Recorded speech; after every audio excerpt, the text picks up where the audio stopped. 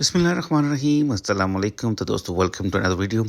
तो जनाब ये थी कमरे की हालत जब मैं तकरीबन 1 साल बाद वापस आया हूँ अमेरिका में।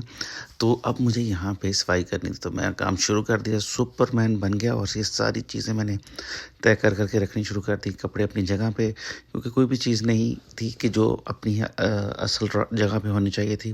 खैर मैंने ये जैकेट पहन के चेक करनी शुरू कर दी, तो मुझे ऐसा लग रहा था जैसे मेरा अपना ज़ाती बर्फ़ वाला फट्टा है, तो मैंने इसको उतार के रख दिया। और अब ये सारे कपड़े मैं कहीं जा नहीं रहा, मैं किसी ये दूसरे स्टोर में रख के आया हूँ। और उसके बाद अब ये मैं जनाब की एक जूती पहन के ट्राई कर रहा हूँ, इकबाल भाई की थी, लेकिन मुझे ये पूरी नहीं आई। फिर इसको वापस रख देते हैं और अब इस पूरे कंटेनर को उठा के मैंने बाहर रख दिया। बाहर एक और भी स्टोर है, वहाँ पे मैं रख रहा हूँ। खैर अभी ये सिगरेट मैंने वापस रख दिया, इससे पहले कि सिगरेट लग जाए और साथ में इल्ज़ाम भी लग जाए।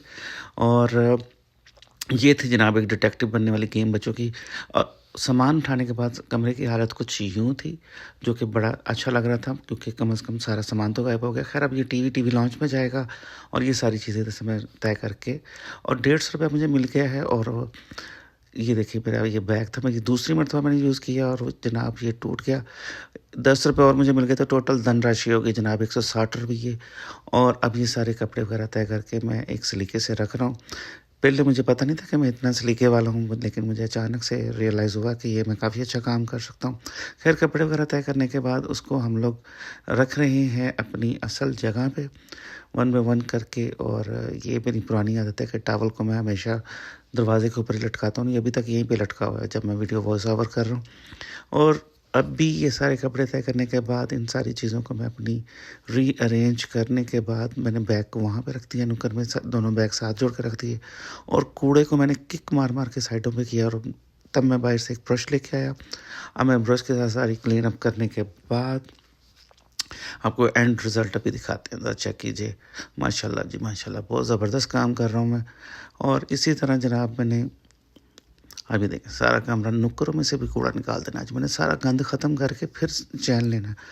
अब उसके बाद जनाब बारी आ गई है, इधर मैंने सारा कूड़ा एक साइड पे इकट्ठा कर दिया नुक्कर में, और एक बड़ा शापर भरकर उसमें सारे छोटे शापर डाल के गंद एक ही जगह पे इकट्ठा करके फेंक दिया। अब उसके बाद ये सारी एक्सपायर मेडिसिन्स और कुछ कॉस्मेटिक्स थी, ये इसको मैंने एक अलग से बैग में डाल दिया।